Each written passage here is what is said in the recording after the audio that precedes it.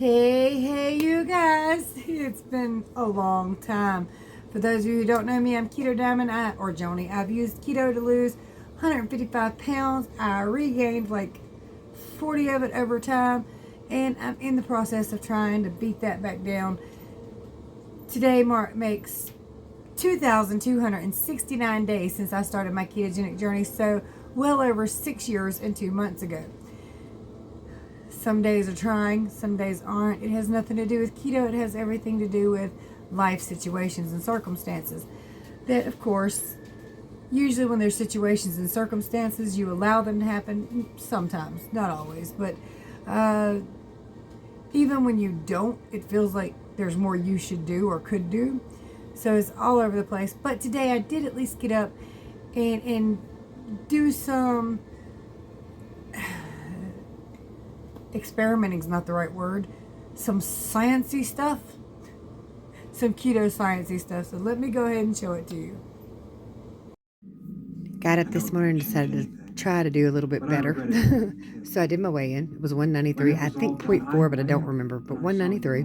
Ketones, I checked about 2 hours after I woke up. 0.2. Not nutritional ketosis. Nutritional ketosis is 0.5. Glucose levels, 92.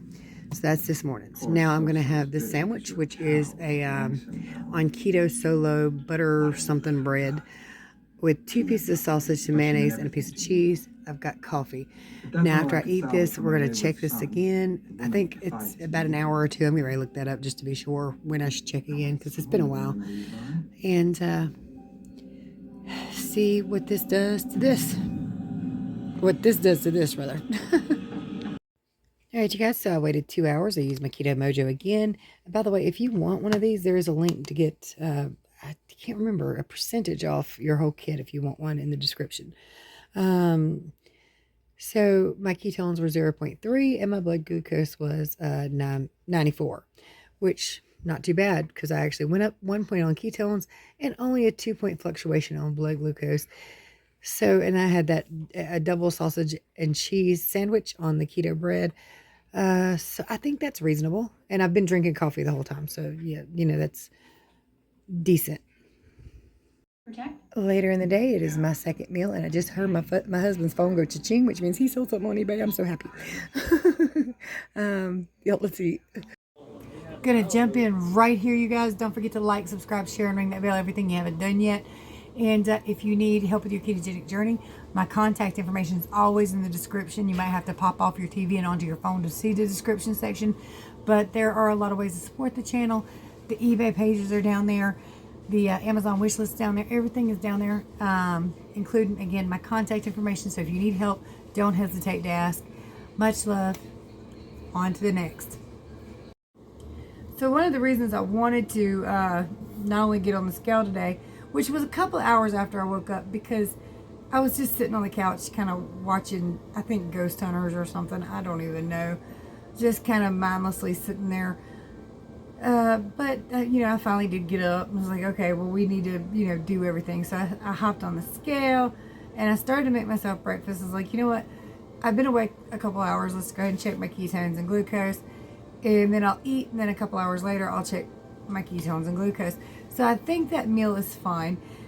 The only reason I wanted to check that particular meal is 'cause, for one, I've had it quite frequently lately. But yesterday, I had kind of gotten a little bit of tummy issues after I ate it. And it wasn't really tummy issues. It was a little bloating. But it wasn't just that meal I ate. What did I do? I dipped some pork skins in some French onion dip that was mostly sour cream. I know I've had issues with sour cream in the past, but so help me, so many of y'all say y'all can use sour cream, and it just irritates me that I can't. I want to, because I really, really enjoy sour cream, but it's just, I can't. And oddly enough, it still could be the pork skins, which I know that sounds crazy, but in the past I've thought, something's up with those, because every single time I have them, even if I have them plain, something affects me. So at some point we'll find out, and we'll definitely find out tomorrow, because the only thing other than that meal, those things I had, was pork skins with a little bit of no sugar added peanut butter kind of swiped on as I was making Jake his medicine. So we're going to get into all that too. So,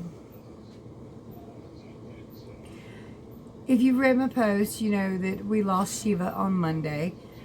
Somehow, we don't really even understand how. It definitely some kind of toxin or something, poison-esque. And we found her under my father's 62 Impala, which hasn't moved in weeks. It can move. He's just kind of in process of rebuilding it. As far as I know, everything under there is pretty much brand new and there's no leaks, but that does not necessarily mean there isn't something that was missed, like, you know, as far as antifreeze goes. But I don't know. She was kind of laying under the back half too, so I mean that's still entirely possible that she was up front and then moved to the back. But oddly, I've also never seen her under that particular car before. I don't know what happened. She didn't have a mark on her, so it wasn't like a fight. It wasn't like getting hit by a car. You know, we were just kind of at a loss for words. When we found her, it was only because she's not extremely clingy, but she doesn't go far or do much. She'll go out there and play with other dogs and stuff like that, but for the most part, if you call her, she comes. And I called her and she didn't come, and I waited a little bit longer. It's like, okay, well, maybe she's just kind of like playing in the woods because, you know, we're surrounded by trees here.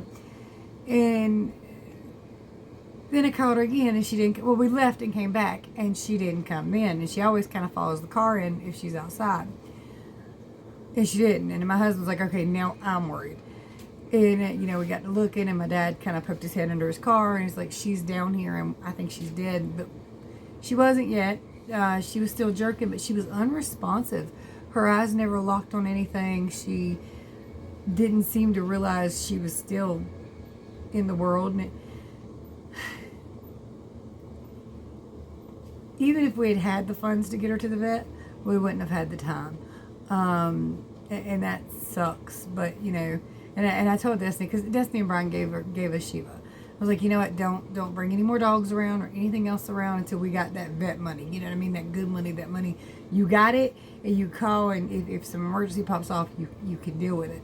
Because I don't want that. Even though I don't think we had the time, it would have been nice to have the luxury if possible, you know? So, yeah, that was kind of like a horrific thing. And, of course, my husband was very upset. He was, I mean, we all loved her, but he really, really loved her. It's like the one that gives her baths, the one that drags her around with us. It's just never an easy thing. And then I've got Jake, who is actually laying here being quiet for a change. It's not quite time for his medication yet. And usually when he gets around about the time, he starts really kind of being vocal. Very vocal. So right now he's not, which is kind of a miracle, but it's almost time. And then, like, there's some stuff that I used to get him that I'd like to add to it, so hopefully tomorrow we'll make enough and I can put it in the bank and just get it off. And I saved it to my wish list so that I can find it easier again. But it helped him a good deal in the past, so maybe we can use that in combination with other stuff he uses and he'll be alright. But he has a hard time standing up, and when he does get up, one of his legs kind of leans.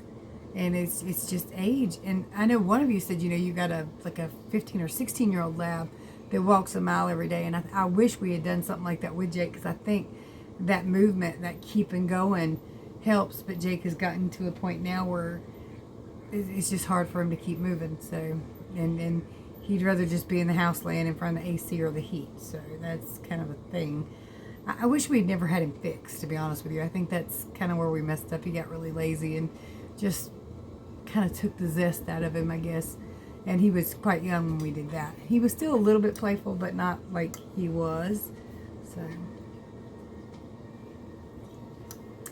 life.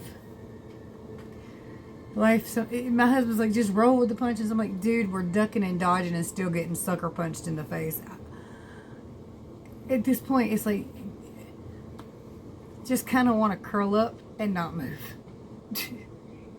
can't. You got to keep going and keep moving. And I realized that, you know, I've been more than slack ass on this channel. It's not something I've ever done before. Now, again, you know, once I started work several years back, it changed a lot. You know, I wasn't uploading nowhere near as much as I was, like the every single day thing. But it was at least several times a week. And now I've got to where it's like just whenever. And I was going to upload before we found Shiva. And then I was like, no, I just can't. I don't have it in me. And I was going to upload Wednesday. Had Zach. Well, I picked up Zach Thursday, sorry. Something happened on Wednesday anyway. I don't know. My life's just something always happens. And I'm just like, I'm done. And then a lot of times when I do get time to sit down and do this, Jake's not in a good mood. So, well, not really a good mood. He's in pain and it sucks. So, it'll all get better. It's just, it feels like I'm in a box and I can't push my way out of it. It's irritating because I don't like this, and I know that a lot of y'all can relate, and I think it's honestly, there's so much going on in the world, and even in places where it's good, it's not that damn good right now. And I think kind of everybody feels it, even if you're in a good place, you know? And things aren't, even when things aren't seriously horrible, if it's not as good as it can be, you're pushing for it to be as good as it can be. So that it'll just bring you down and drag you down. It's like right now, since we haven't went out to the flea market since last Sunday. I think we went Sunday. But anyway, yeah, Shiva passed away on Monday night, and we just couldn't go on Tuesday. And yesterday it rained. Well, no, today it rained. So tomorrow will be the first day we go back. And I need to get myself in the shower and get ready for that. And just hope for the best. All the way around. Now, you guys, I do have to get in the shower, and I do have to be up at like stupid 4 o'clock in the morning. I do not want to by any means whatsoever. But here we go again. I might not. Well, I mean, we'll go, but I might not. Just might not get up that damn early. I'm just so unconcerned. I mean, I am concerned, but I don't want to go out there, work my ass off for $30, maybe, you know? And that's if that's $30 over the setup fee and over the gas. That's kind of a miracle lately. So it's hard all the way around. It's tight for everybody, and we chose kind of the wrong time to be doing all this, but I say chose, but you know. Anyway, oh y'all, I was so grateful the other night. I'm gonna tell you right now, I was selling pretty consistently on eBay. I was doing okay, not good. We wasn't paying all the bills, you know what I mean, but it was consistent. It was all right. It was enough to get gas, food, and all that stuff here and there. But then it stopped, like completely stopped for 11 days. Nothing. Not a single solitary sale, not a single bite, nothing, no offers to send out, nothing. It stopped completely. And I started feeling, I'm cursed. What the hell is going on? You know, and like right before that, we'd had like a $30 day at the flea market, which at that particular flea market, that was the lowest we have ever made. So, I mean, I'm like freaking out, and I finally sold something for like $7, and I was jumping up and down. And ever since then, though, everything's been relatively small, but at least it started moving again, because I was are you a seller on eBay? Have you ever had those periods where it's just stopped completely? And you know, you're thinking, well, okay, maybe everything I got on there is crap, but I've got a lot of crap. Somebody likes crap. So yeah. But yeah, I mean, it picked right back up, and it picked up from where it left off pretty much, because it was old crap that sold. Stuff that had been on there for months. So, I don't know. But anyway, that's the current situation, and hopefully tomorrow it'll be a different current situation. And hopefully tomorrow I will get on here and do a video because I would like to. I've got to remember to get my butt up in the morning and hop on that scale and just tell y'all about it tomorrow afternoon. Anyway, much love, many prayers. Night out.